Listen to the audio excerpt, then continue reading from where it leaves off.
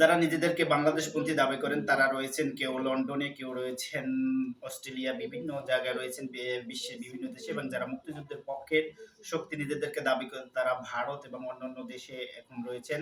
এবং একমাত্র রাজাকাররাই এখন বাংলাদেশে রয়েছেন এবং রাজাকাররাই কিন্তু এই মাটি আঁকড়ে তারা রয়েছেন। যারা দেশকে ভালোবাসে নাই তারাই কিন্তু দেশে রয়েছেন, কিন্তু দেশকে যারা ভালোবাসতে চায় বা ভালোবাসার কথা তারা বলেন যে কথার ফুলঝুরি আমাদেরকে শোনান, তারাই এখন দেশের বাইরে রয়েছে। এই হচ্ছে বাংলাদেশের দেশপ্রেম এবং বাংলাদেশকে ফোকরা করার যে একটা প্রবণতা, সেটা এখন আমরা এই উপদেষ্টা পরিষদ থেকে এখন শোনা যাচ্ছে। বিভিন্ন রকম দুর্নীতির খবর বেরিয়ে আসছে সুনির্দিষ্টভাবে, বা কোনো ব্যক্তির নামে এখন পর্যন্ত রিপোর্ট আসেনি যে কোনো ব্যক্তি করেছেন, তবে দুর্নীতি হয়েছে বা কোনো অপকর্ম হয়েছে সেরকম নিউজ কিন্তু বেরিয়ে আসছে বিভিন্ন গণমাধ্যম এবং বিভিন্ন ব্যক্তির কিছু কথা বা উক্তি বা ফেসবুক পোস্টের মাধ্যমে সেটা জানা গিয়েছে। এখন যদি এই গণঅভ্যুত্থানের পরে মুক্তিযুদ্ধের পক্ষে বা গণঅভ্যুত্থানের পক্ষে যারা এই সরকারকে বসিয়েছিলেন, যারা স্টেক হোল্ডার রয়েছেন বিভিন্ন রাজনৈতিক দল থেকে শুরু করে যারা এখানে পার্টিসিপেট করেছেন, তারা এদেরকে বসিয়েছেন, তারা যদি এখন করাপশনে জড়িয়ে যায়, যাদের উপর দায়িত্ব দেওয়া হয়েছিল বাংলাদেশকে একটি সুশাসন প্রতিষ্ঠা করা, সংস্কার করা, এবং গত গত বছরগুলোতে দিনগুলোতে অবৈধ কাজ হয়েছে এবং টাকা পাচার হয়েছে, যেসব কর্মকাণ্ড অবৈধভাবে হয়েছে সেগুলোর সংস্কার বা সেগুলোর বিচার ত্বরান্বিত করা বা বিচারের একটি প্রক্রিয়া এমনভাবে করা যেটা সাধারণ মানুষের মধ্যে একটি শান্তির বার্তা দেয়, কিন্তু সেটা অনেকাংশেই কমিনে করতে পারেনি উপদেষ্টা পরিষদ এবং অন্তর্বর্তীকালীন সরকার। যেভাবে তার যে এনজিও প্রেম, সেই প্রেমের কারণে এবং তিনি চট্টগ্রাম ভিত্তিক বাংলাদেশে এখন যেটা মনে হচ্ছে যে চট্টগ্রামেই শুধু মেধাবীরা বসবাস করে বা চট্টগ্রামের মানুষই মেধাবী, এমন একটা পরিবেশ তিনি তৈরি করেছেন। এবং এই এনজিও কর্মী এবং তারা চট্টগ্রাম প্রেম তার মধ্যে যে উদ্বুদ্ধ দেখা যায়, সেখান থেকে এই দেশ শাসনের ভার তাদেরকে দেওয়া হয়েছিল, তারা সই অর্থে কিন্তু সেটি পালন করতে পারেনি এবং সম্পূর্ণ ব্যর্থ হয়েছে।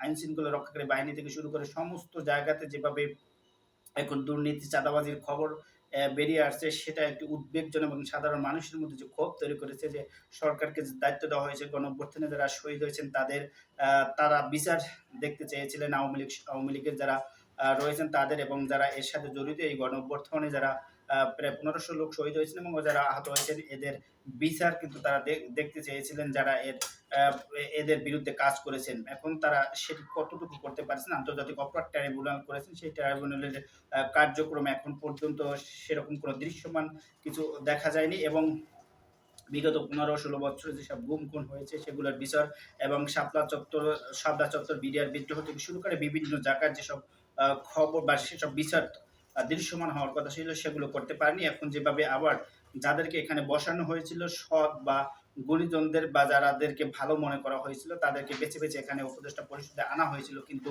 ফলশ্রুতিতে যেটা দেখা যাচ্ছে যে সেই উপদেষ্টা পরিষদ ক্রমান্বয়ে সবাই না হলেও কিছু উপদেষ্টা পরিষদের নাম বেরিয়ে আসছেন, তারা এই দুর্নীতির সাথে জড়িয়ে গেছেন এবং করাপশন করে তারা বিদেশে টাকা পাচার করেছেন। এবং বাংলাদেশে যে একটি প্রতিষ্ঠান রয়েছে অর্থাৎ দুর্নীতি দমন কমিশন দুদক, তারা আওয়ামী লীগ সরকারের আমলে আমরা ১৫ বছর শুনেছি ব্যাংক লুট হয়েছে, ব্যাংক খালি করেছে, ব্যাংকের অবস্থা নাজুক হয়েছেন এবং তারা বিদেশে টাকা পাচার করেছেন এবং তাদের নামটা আজ পর্যন্ত লিস্ট, তাদের যে নামের লিস্ট বা তাদের যে বিচার কার্যক্রম সেটাও আমরা এখন কোনো দৃশ্যমান দেখতে পাচ্ছি না এবং দুদক সেটাও প্রকাশ করতে পারছেন। এবং আসিফ মাহমুদ সজীব উপদেষ্টা পরিষদের মধ্যে সবচেয়ে বিতর্কিত, তিনি তার পিএ এবং পিএস এর যে দুর্নীতির খবর বেরিয়ে আসছিল, এনসিপির দুইজন নেতার নামে দুর্নীতির খবর বেরিয়ে আসছিলেন ডিসি নিয়োগ থেকে শুরু করে, এবং বিভিন্ন জায়গায় আওয়ামী লীগকে এস্টাবলিশ করা বা মন্ত্রণালয়ে যে আওয়ামী লীগকে প্রতিষ্ঠিত করা, বিভিন্ন জায়গা থেকে আওয়ামী লীগের ব্যবসা প্রতিষ্ঠান সব জায়গাতে তাদেরকে বিচার সুযোগ সুবিধা নেওয়ার মাধ্যমে কিন্তু এগুলো করা হচ্ছে।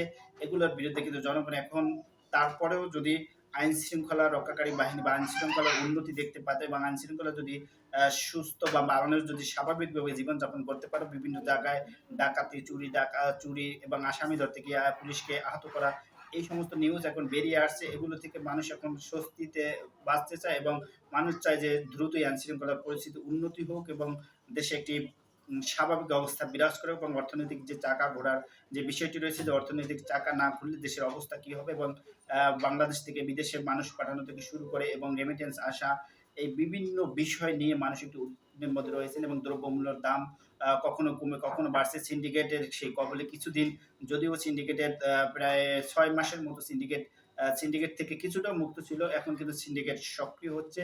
যার ফলে মব ভায়োলেন্স এর যে একটা বিষয় ছিল, যে মব যখন আ স প্রচলিত ছিল বা মবের যে একটা উদ্দেশ্য ছিল, মব যখন চালু ছিল তখন কিন্তু মানুষ কিছুটা ভয়-ভীতিতে থেকে এই সিন্ডিকেট ব্যবসা অনেকেই কমিয়ে ফেলেছিলেন। কিন্তু এখন আবার সেই চক্রগুলো আবার সক্রিয় হচ্ছে এবং তারা বিভিন্ন যে যেখান থেকে আওয়ামী লীগের সময় চাঁদা উঠানো হতো এবং টাকা উঠানো হতো বিভিন্ন বাস স্ট্যান্ড থেকে, টেম্পো স্ট্যান্ড থেকে শুরু করে সব জায়গায় আবার সেই চক্র সক্রিয় হয়েছেন এবং তারা কিন্তু সেই কাজগুলো করে যাচ্ছেন।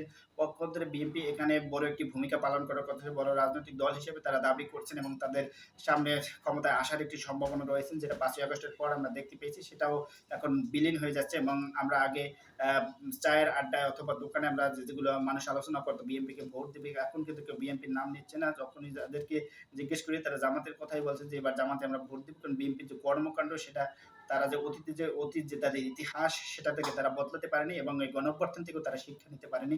এর ফলে যেগুলো হচ্ছে যে বাংলাদেশে এখন স্বাভাবিক যে অবস্থা এটা থেকে বা দুর্নীতি যে করাপশন যার জন্য এত কিছু হয়েছে, যার জন্য একটি অভ্যুত্থান হয়েছে, সেখানে এতজন মানুষ নিহত হয়েছে, সেই শহীদদের রক্তের সাথে যেভাবে উপদেষ্টারা বেইমানি করছেন সেটা আসলে কতটুকু, এবং সার্জিস আলম সেভ এক্সিটের যে বিষয়টি রয়েছেন, সেভ এক্সিট কেন তারা চাচ্ছেন?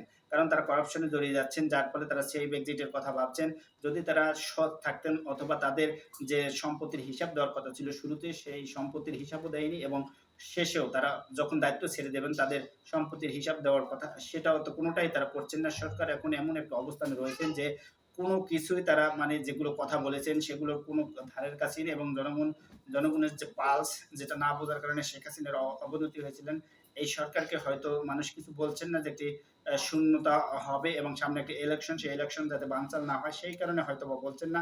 কিন্তু এর আগে তারা যে অবৈধ কাজগুলো এবং অবৈধভাবে টাকা উপার্জনের যে বিষয়টা, এখানে বিভিন্ন জনের নাম বেরিয়ে আসছেন এবং তাদেরকে দেশের অন্তত এই উপদেষ্টা পরিষদের পাসপোর্টটা জব্দ করা উচিত, যাতে করে তারা বিদেশে পলায়ন না করতে পারেন এবং তারা যদি টাকা পাচার করে থাকে, এই টাকাগুলো কিন্তু বিদেশ অলরেডি চলে গেছে, সেটা আর ফেরত আসার না এবং এর আওয়ামী লীগ সরকারের আমলে যতগুলো টাকা ফেরত পাচার হয়েছেন কোনোটাই কিন্তু ফেরত আসেনি এবং এগুলো ফেরত আসার কোনো সম্ভাবনা নাই। এখন প্রশ্ন হলো যে এখন যে টাকাটি গিয়েছে সেটাও কি ফেরত আনা সম্ভব? সেটাও ফেরত আনা সম্ভব না। কিন্তু কিভাবে গিয়েছে, বিটকয়েন হোক, সেটা এই ডেবিট কার্ড হোক, ক্রেডিট কার্ড কিভাবে গিয়েছে এবং এই হুন্ডি ব্যবসা হোক, যেটার মাধ্যমে গিয়েছে সেটা কারা করেছেন, অন্তত তাদের সম্পত্তি বাজেয়াপ্ত করার মাধ্যমে আমরা দুদকের যে কার্যকলাপ সেটা দেখে খুবই হতবাক হয়ে গেছি যে আওয়ামী লীগের সময় তারা বলেছেন যে এত টাকা পাচার হয়েছেন। তারপরে কিন্তু তারা সেটির তদন্তটা অন্তত ত্বরান্বিত না করে সেটি স্থগিত রেখেছেন এবং কার আদেশে করেছেন এবং কি জন্য করেছেন, কি উদ্দেশ্য করেছেন সেটাও এখন পর্যন্ত স্পষ্ট না।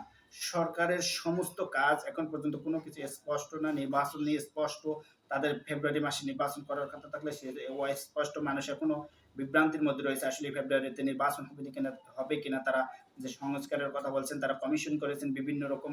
এই যে কমিশনগুলো করে যে টাকা অপচয় করা হচ্ছে সেটাও কিন্তু বাংলাদেশের জন্য খুবই একটি দুঃখজনক, যে কমিশনের মাধ্যমে যে সংস্কার করার কথা রয়েছে বা হবে বা একটি ঐকমত্য কমিশন হয়েছে, সেগুলো যে ঐক্য হবে সেটারও এখন পর্যন্ত কোনো দৃশ্যমান কিছু দেখা যাচ্ছে না।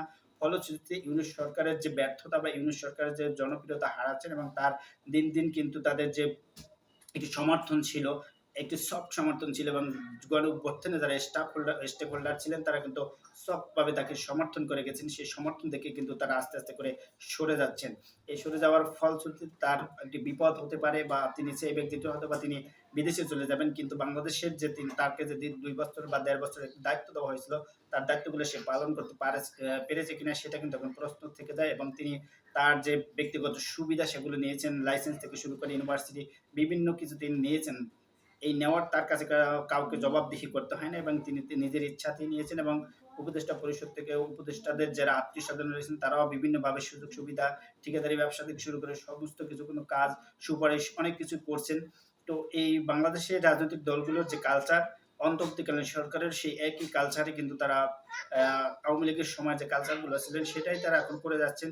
এটা করে আসলে বাংলাদেশের মানুষ কিন্তু তাদের উপরে ক্ষুব্ধ হচ্ছে এবং এই ক্ষুব্ধতা যখন এটি বিস্ফোরিত হবে তখন কিন্তু এই সরকারের অবস্থা আরো নাজুক হয়ে যাবে।